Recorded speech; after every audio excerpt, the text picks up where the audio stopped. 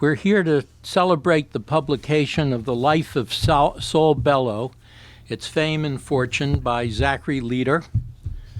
And I very much wanted to do this book because I'm a Bellow reader, and a little bit of an outlier because I love Dangling Man and The Victim, and less sure about Augie March and Henderson the Rain King, but of course Love Seizes the Day and Herzog, which takes us up to the period that Zachary Leader has written about. And in this world, when you read the book, you see there's a lot of harsh things that people say about one another, but I'm struck by the fact that Elaine Showalter, who is an eminent and is here, has a lot of positive things to say. Welcome, Elaine. It's good to see you again. I didn't look to the right to see you.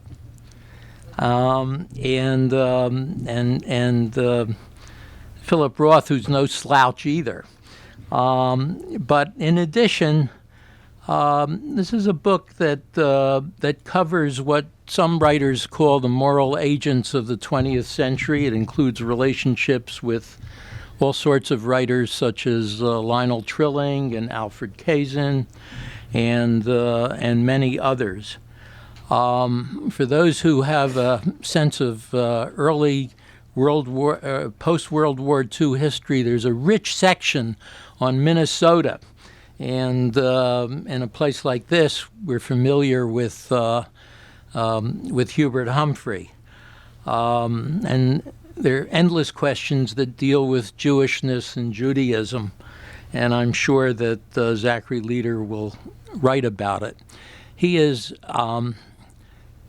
a distinguished biographer long before Bellow. He's written a biography of Kingsley Amis. I'm sure many of you have read Lucky Jim. Like Bellow, he studied at Northwestern, and perhaps he will tell you a story about the University of Chicago and the Committee of Social Thought, which Bellow taught at for 30 years, and which Zachary Leader has also taught about. So let's welcome Zachary Leader to Politics and Prose, and take it away. Thank you very much. I'll go around here.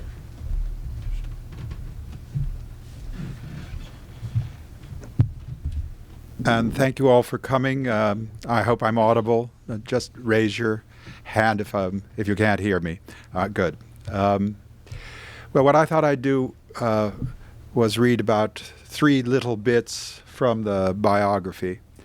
One about the first person I interviewed when I began work on this book in January of 2008. A remarkable man. I interviewed him when he was 92 years old. His name was David Peltz. He was probably Bellows' longest-lived friend. Their friendship was rocky. It wasn't easy. But he was an extraordinary person, and I'll tell you a little something about him and read something about him that comes from the biography. And then the second thing I wanted to do was I'll just read the first 2 paragraphs of the first chapter of the book, which I hope, after I talk about it a little bit, will give you some sense of how the book works, of how I try to relate what happened in the life to what Bellow did with it on the page, with his experience and the people he knew in his life. And then the third bit I want to read comes from the second chapter of the biography, entitled Canada Lisa. And this is about Bellow's earliest experience. He claimed to have very clear memories from the age of 2 and 3. And his childhood was a subject that he returned to again and again in his fiction, and why he did so, and what use he made of this period, and why it was he felt it was so compelling for him is part of what this third little bit I'll read you is about.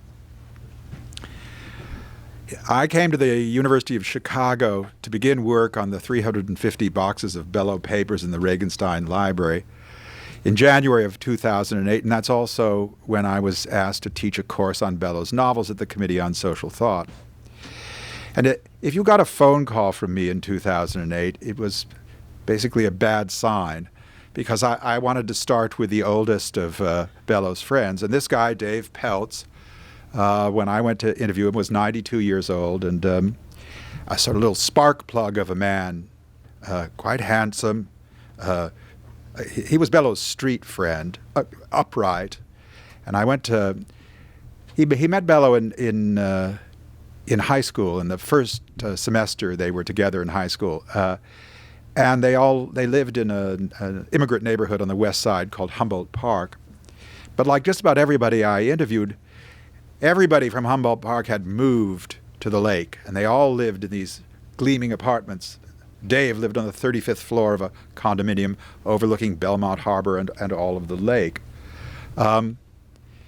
He was wearing I remember he was wearing a cashmere sweater shirt with the collar turned up like this. And his office was, I mean, he was a rather successful contractor all his life, a builder. But he had copies of the New York Review of Books and the New Yorkers strewn around his room. And I arrived at 9:30, and we started talking. We talked for about 2.5 hours, about 12. At which point he said, "You know, Zach, I feel like some vodka. Would you like some vodka?" So I said, "Yeah, okay, I'll have some vodka."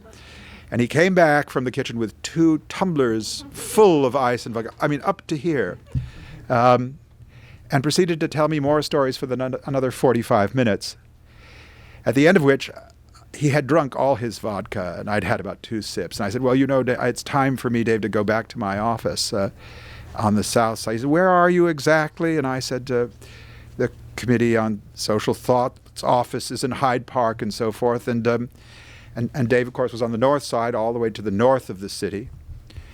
And he said, "Well, I'll drive you." And this is someone who hadn't had anything to eat for 2.5 hours and drunk an entire tumbler of vodka. And I thought, well, you know, you've done this incredibly risky thing already by taking on writing this biography of a terribly difficult and contentious figure. What the hell? So I said, all right. And we went down the 35 floors. "Carlos," he yelled at the guy who took care of what he referred to as his big-assed Honda. And we got into the car, and the doors of the garage opened. It was very, very cold and snowing, and out we drove. And he drove like a dream, neither too fast nor too slow, signaling at all the right times, pointing out the most interesting of the skyscrapers in the loop, and also places where he and Bellow hung out when they were kids. A remarkable man. I was at my office like that, a sort of magical first meeting. Here are a couple of paragraphs about Dave from the biography. Right. David Peltz was born a month after Bellow on July 9th, 1915. They first met walking home from Tooley High School in 1930 at the start of the school year. Though Dave's mother was Jewish by birth, she had converted to Christianity as had her sister. His father was wild, an operator. Dave Peltz was street from the start. He was Bellow's street friend of necessity. In 1925, his father escaped bankruptcy by fleeing Baltimore for Chicago. Previously, he'd fled Europe, scabbing in a seaman's strike and jumping ship in New York. Escaping to Chicago did little for the Peltz family fortunes. After his first and only year in high school, his father couldn't pay the rent and the family moved apartments. And that was pretty much the end of Peltz's formal education, though he kept up his friendships with Tooley High School classmates. He took on various jobs, helping in his father's pants-making shop, in quotes, a cut-makin' trim shop, lugging coal for Bellow's family. Bellow's family sold coal for a while to bakeries.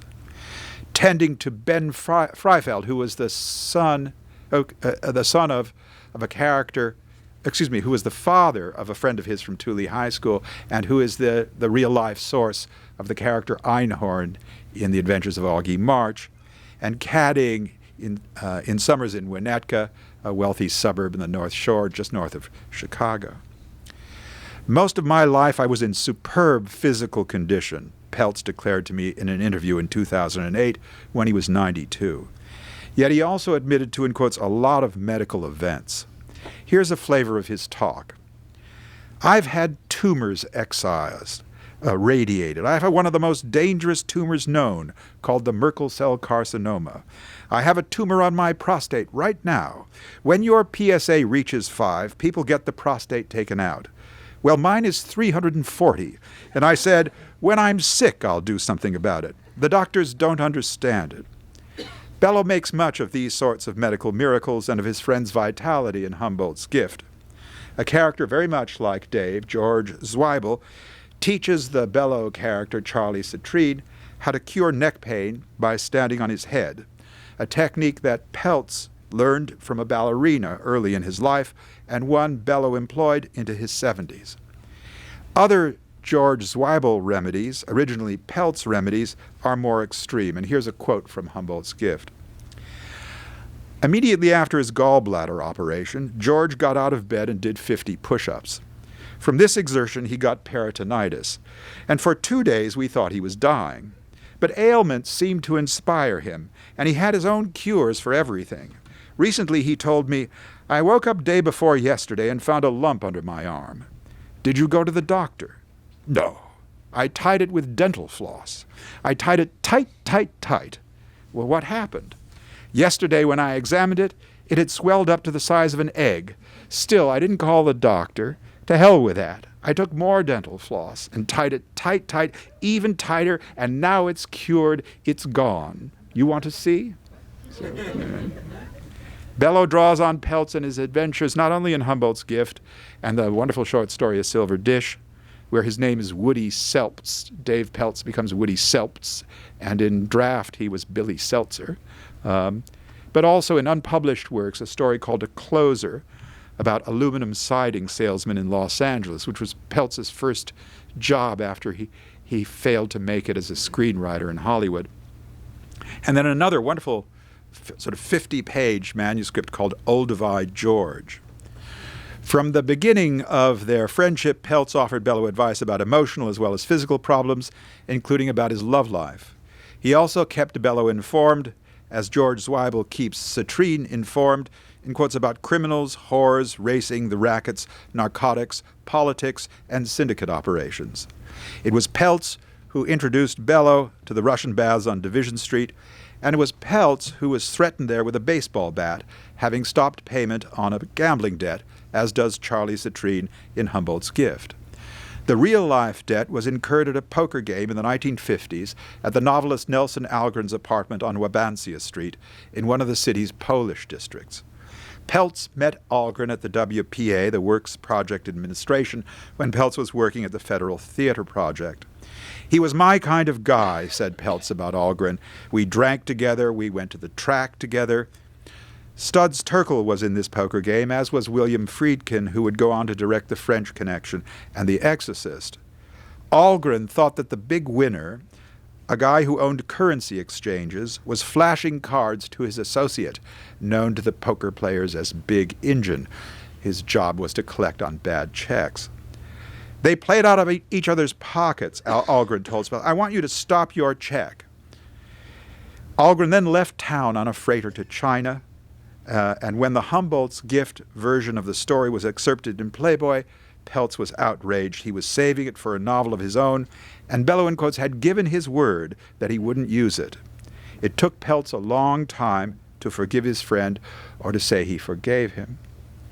The second time I met Dave, he took me to the Russian baths, and it was still in dead of winter, and we stopped right in front of this place on Division Street. Humboldt Park was no longer an immigrant Jewish and Scandinavian and Ukrainian neighborhood. It's a Latino neighborhood. Thule High School is now the Roberto Clemente High School.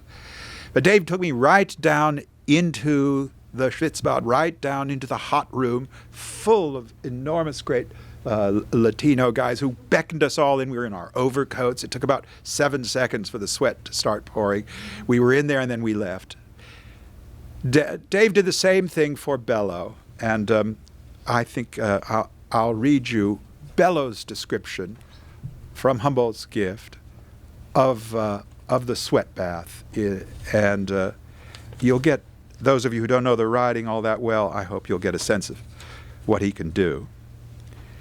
The patrons of the Russian bath are cast in an antique form. They have swelling buttocks and fatty breasts as yellow as buttermilk. They stand on thick pillar legs, affected with a sort of creeping verdigris or blue cheese mottling of the ankles. After steaming, these old fellows eat enormous snacks of bread and salt herring, or large ovals of salami and dripping skirt steak, and they drink schnapps. They could knock down walls with their hard, stout, old-fashioned bellies. Things are very elementary here. You feel that these people are almost conscious of obsolescence, of a line of evolution abandoned by nature and culture. So down in the superheated sub-cellars, all these Slavonic cavemen and wood demons, with hanging laps of fat and legs of stone and lichen, boil themselves and splash ice water on their heads by the bucket.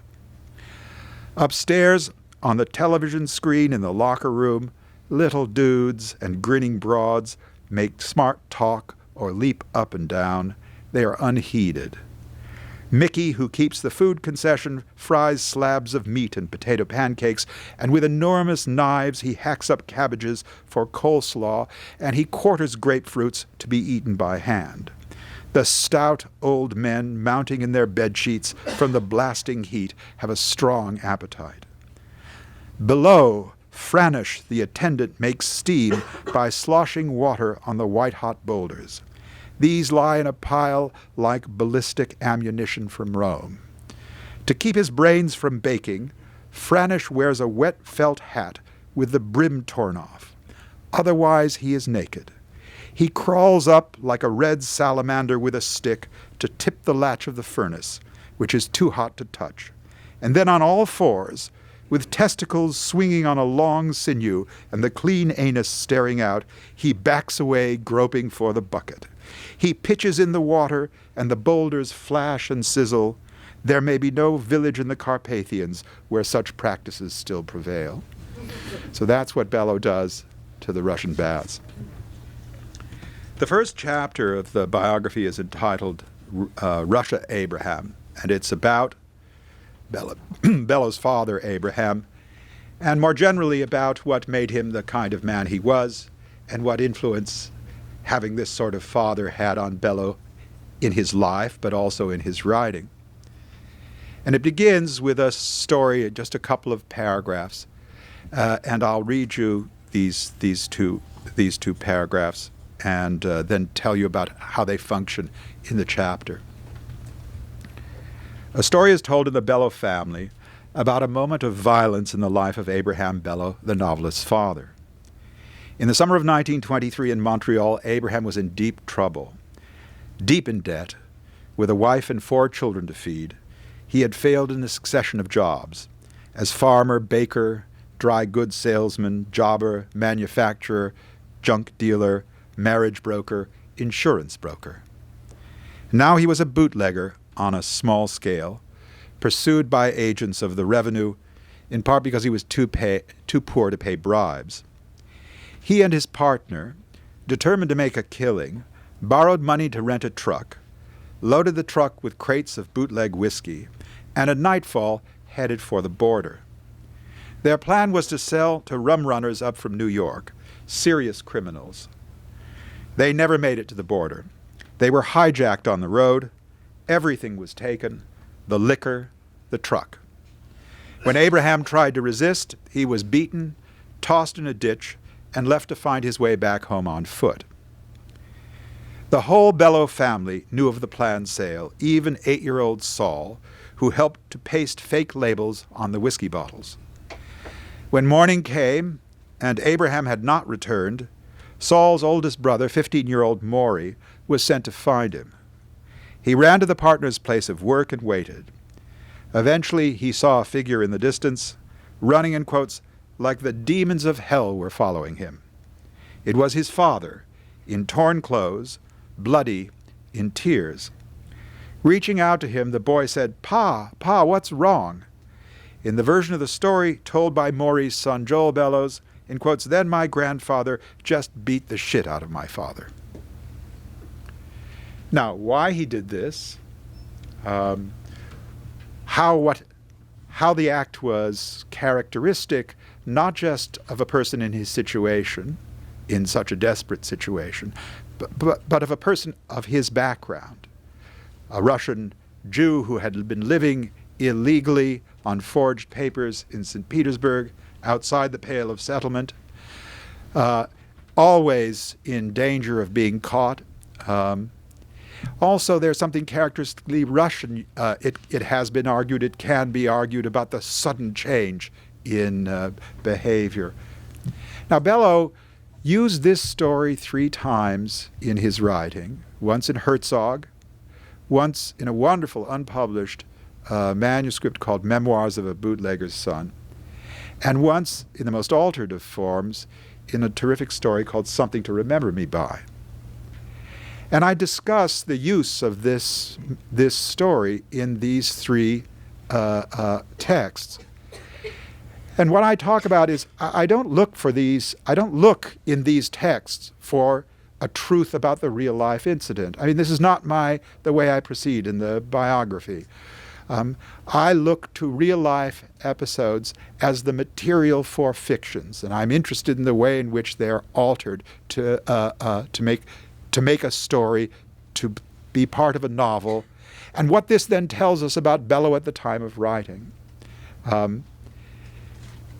The alterations, none of the three texts which use this story have the father beating up his son. They alter it in ways, and then I try to explain what this means or why Bellow might not have used it. It's not as though he's immune to violent episodes in his writing. I think it means something. It means something that tells us something about him at different stages in his life. And this is the way I proceed throughout the biography, and part of the reason it's as long as it is that it shows how the life is transformed in the writing. The third little bit I wanted to read you is from the 2nd chapter. It's called Canada Lisa, and it tells you about, it discusses Bellows, the importance of Bellows' childhood to him.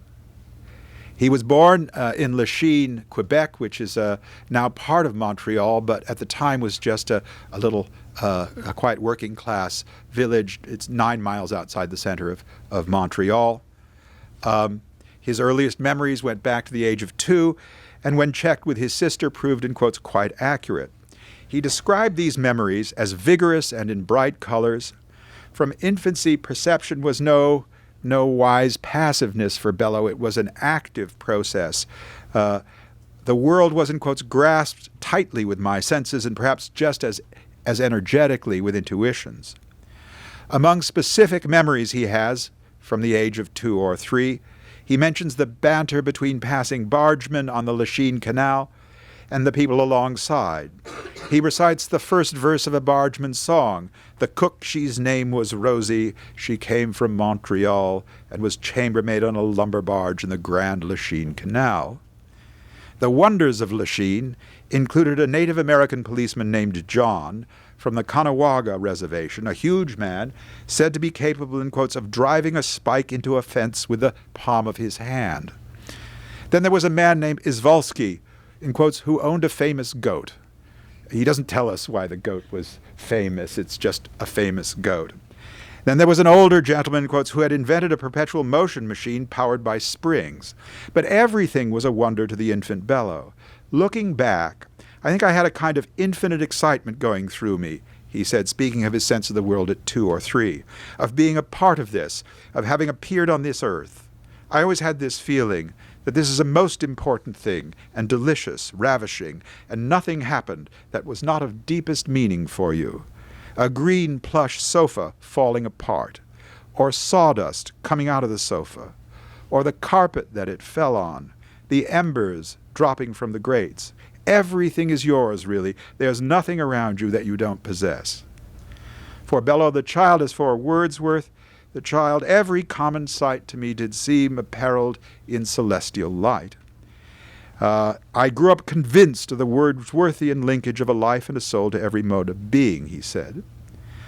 Part of what strengthened the infant Bellow's sense of the world as his possession, a delicious and important place, was the closed-off existence of the immigrant family, of the immigrant mother especially.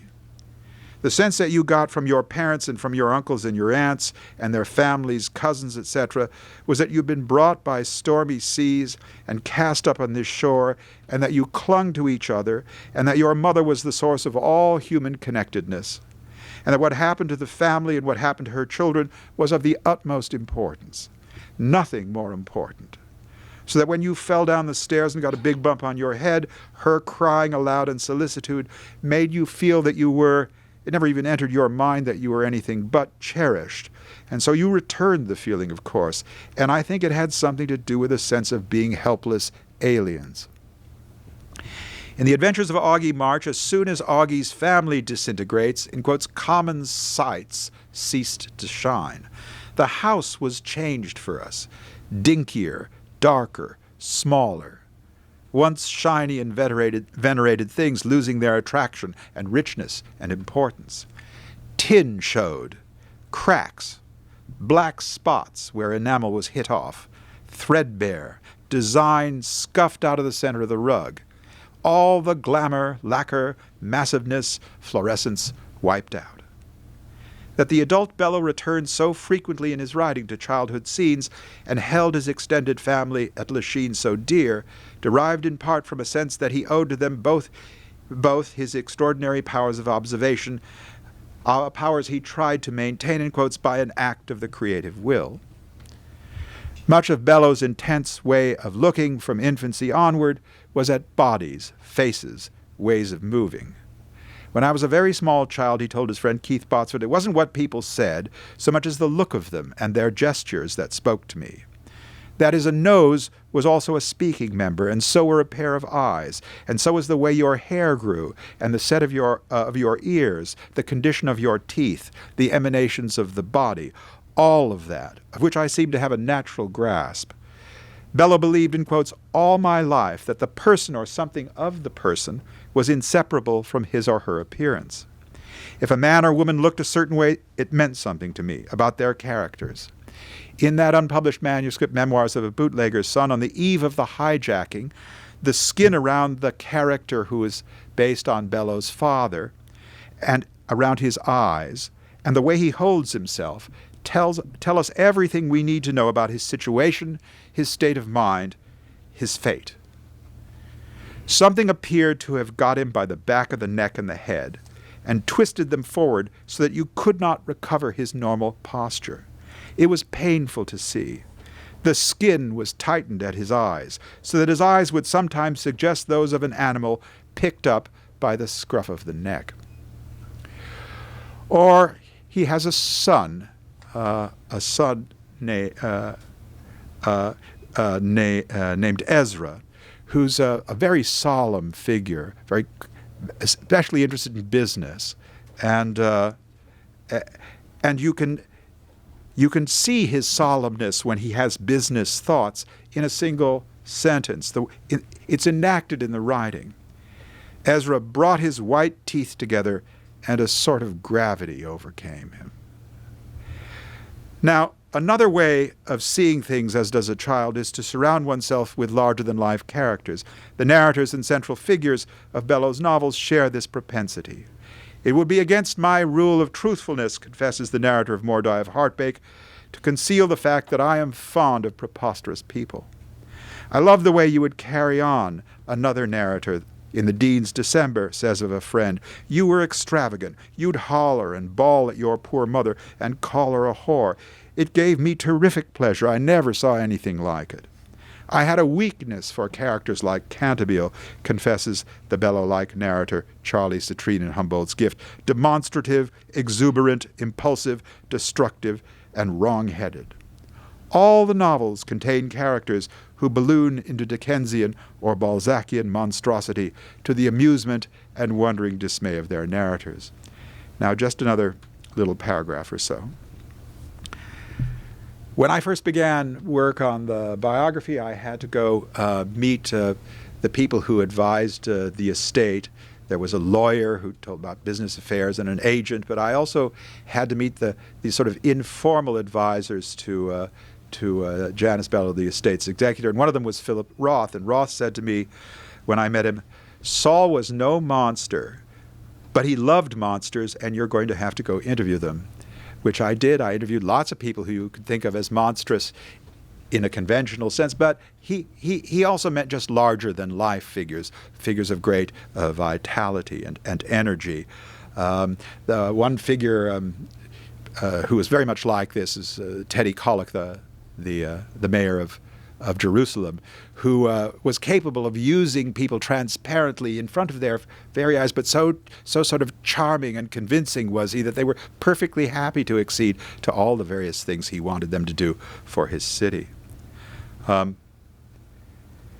later life, Bellows speculated on the dangers as well as the creative benefits of this obsession with his childhood. In an undated notebook entry from the mid-1960s, he jotted down a series of remarks related to the intensity of infant experience. I'll just read you a couple of these remarks. Unwillingness, reluctance to recognize the reality of the present moment because of attachment to something in childhood.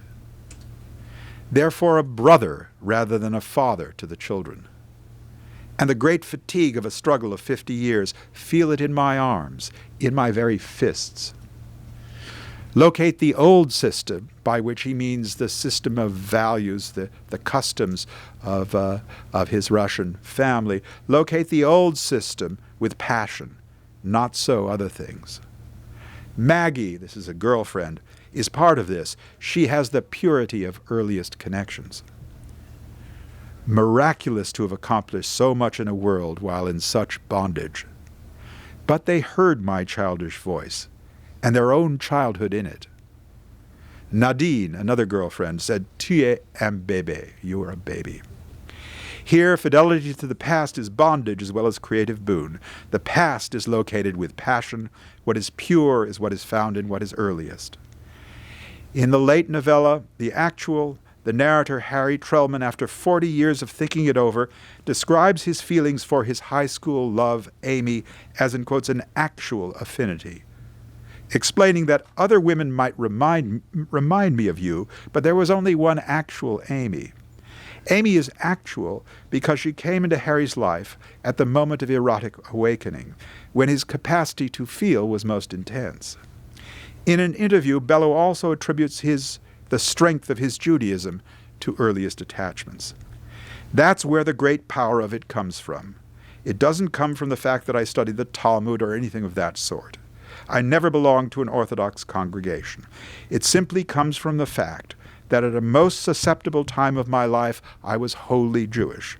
That's a gift, a piece of good fortune with which one doesn't quarrel. It is what exists in feeling that matters. So those are the 3 bits from the biography. I hope they've given you some sense of how it operates. And if you have questions, I'm happy to answer. Thank you so much, Zachary Leader. I can just see all sorts of imaginative teachings taking place with the novels in your biography. As you understand, there are 2 microphones here. Please use the microphones for questions or comments. And because these are recorded, so people who are not here will be able to hear everything as well. And we'll rotate the microphones. Yes, thank you for being with us. I was just interested how you would apportion responsibility for the failure of Bellows' 4 marriages that ended in divorce.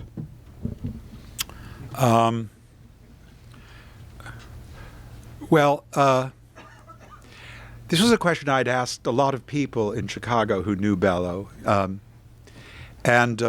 had several answers. An old friend of his who was a novelist named Richard Stern said, well, what would happen is Bellow would see a woman to whom he was attracted, and he would attribute to her a whole series of virtues impossible for any one person to actually possess. And then they would get married, and she would fail to manifest all these virtues. And that was...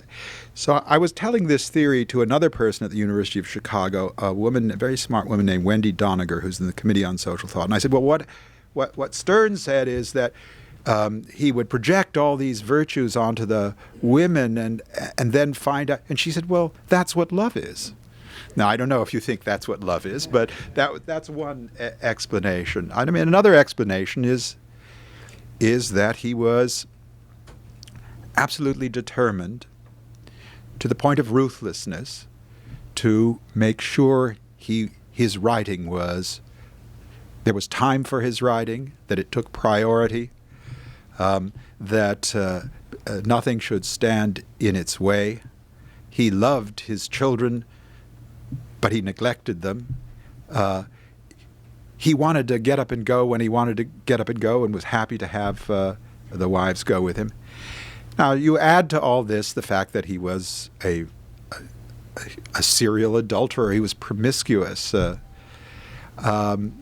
He once was asked, why did you marry so many times? Why didn't you just sleep with all these women and have affairs and so forth? And he said, I didn't want to accept the fact that I couldn't be monogamous, that I couldn't love one person wholly. And some of his marriages lasted quite a time, and his fifth wife was, I believe he was faithful to his fourth wife and his fifth wife as well, as far as I can tell. I mean, I don't go into this all that much. But there are different theories about how later Bellow settled down. One is he was old, so he couldn't run around. But it's the view of his last wife that all his life he was looking for her. That's another way to look at it. Anyway, these are some theories. Evidently, his family thought of him as a failure, even unto his adult life. They measured his success of a man by how much material success they could acquire, and to them, even when he won the Nobel Prize, his brother was only interested in how the money and how it could invest in maybe around the taxes. So it reminds me of Kafka, the father figure here, and the sense of terror almost of the young Kafka, and being in this towering presence of the father who does not understand, who does not really love or appreciate the son. And trying to and did he feel any kind of affinity with Kafka in that respect? Well, when he started out as a novelist in the 40s, all his contemporaries, all his closest friends who wanted to be writers among the sort of intellectual circle in his high school were deeply influenced by Kafka. And he did. There is an unpublished manuscript, a lost manuscript, in which it does sound like he writes in a Kafkan style. But he very quickly thought this was not for him. He thought the particularities of character were so interesting, and there was no room for them in Kafka's writing. He was interested in individualities, what Blake would call minute particulars, and Kafka has types, or it's closer to having types. He was more of a realist novelist than Kafka as well. And his attitude towards the material ambitions of his father and brothers were ambivalent. They were not figures of horror to Bellow. He was both drawn to and repelled by the material world, the world of getting and spending, of making money, and so forth. And when he made money, one of the sayings within the family, they spoke a lot of Yiddish in the family, was he'd say, "Wo bin ich? Where am I in this?" When people were talking, when his brothers and father were talking about business and investments. Can I get into this? One of the main reasons he liked having made money was he could get involved in investments and real estate deals with his brothers and sister, and so that he would, in a way, be part of the family. But he fought fiercely to become a writer. He fought fiercely against the scorn and dismay of his father and brothers, and part of his sense of being an embattled figure comes from this early resistance on the part of his family. Yeah. Let me ask you that one of the much is made of the shift in Bellows' societal and political perspectives over the years. And from your own work, do you see the influence of his colleagues at the Committee on Social Thought as having that kind of an influence? Coming out of a 30s, 40s, almost Trotskyite orientation, where there was a whole sense of order, and he was passionate about that sense of order. I wonder if there was also, if that was an underlying intellectual influence on him. Committee on Social Thought? Yeah. Well, yes, but I think that that the movement, the sort of political movement from the left towards a position on the right, had started much earlier for him. Like many figures on the right, the so-called neoconservatives, he started off as a Trotskyist. But literature was always before politics for him. I mean, politics was sort of one of the things you did if you were a writer. It wasn't writing that you did if you were most interested in politics. It was the other way around. I think, well, I mean, the Hitler-Stalin pact had a huge influence on him, a huge and disillusioning influence on him, and he's hardly alone in this case. And then he got a Guggenheim Fellowship in 1948 to go to Paris. And the disdain the French left had for America and Americans infuriated him. I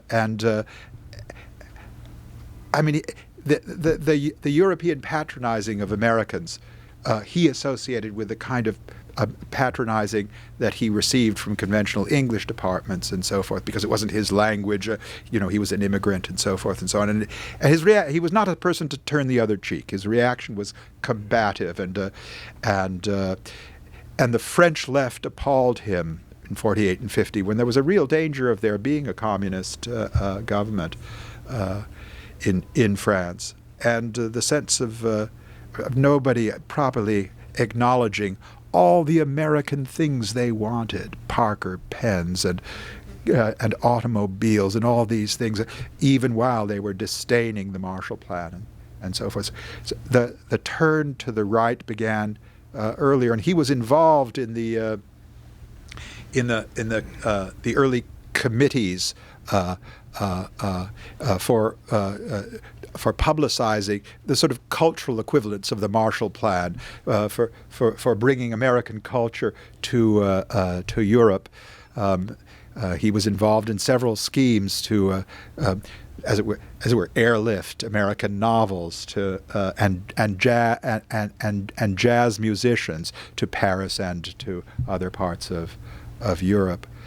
Now, when he got to the Committee on Social Thought, there already were Edward Shills was a figure who shared these views, who encouraged him to be more political in his attitudes. And then when Alan Bloom came, that's another figure who influenced him. But I mean, really, it wasn't Alan Bloom, the politician, who influenced him. It was Alan Bloom, who knew a lot about Plato's Republic and could talk widely about intellectual matters, and who was a sort of amazing personality. I believe he voted for Ronald Reagan, but I also know he opposed the war in Vietnam, was a exchanged correspondence with George McGovern, for whom he was a supporter, was a supporter of the Peace Now movement. I mean, a variety of causes which you wouldn't associate with an arch conservative figure. Though I should say one other thing. A key influence in turning him to the right was the sort of extremes of campus radicals, the sort of extremes of the 1960s, which outraged him. Yeah. I would only suggest that the alternative to the French communists, who were really agents of Stalin for all practical purposes, was not right or left. There was a democratic left. And the work of the Congress of Cultural Freedom that he was involved in, and others, was really promoting a democratic left. And I would say that on the campus radicals, there were many of us who were seeking space in between the two extremes. Right. But I mean, absolutely. But the moving force in the Congress and so forth were figures who then became. That's true. They figures became like Sidney Hook and right. and so forth. But you're right. I mean, he would have thought of himself as on the Democratic left. Yeah. Absolutely. I think we have another questioner. Yeah. Okay, thank you for your talk, and it was interesting to hear glimpses of your book. Often when you hear about Saul Bellow, you hear about his peers who wrote at the same time as he did, like Philip Roth. Could you maybe speak to a bit about authors who are publishing right now who have been influenced or sort of carrying on the tradition of the great novel that he writes? Yeah. Well, interestingly, a lot of English novelists have been influenced by Saul Bellow.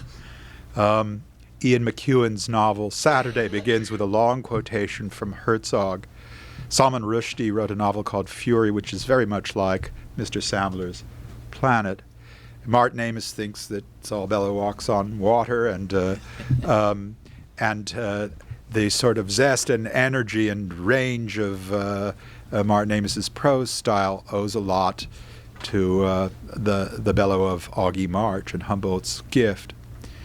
But there are certainly American writers who revere him equally. Jeffrey Eugenides is one, and this young woman novelist Nicole Krauss is very.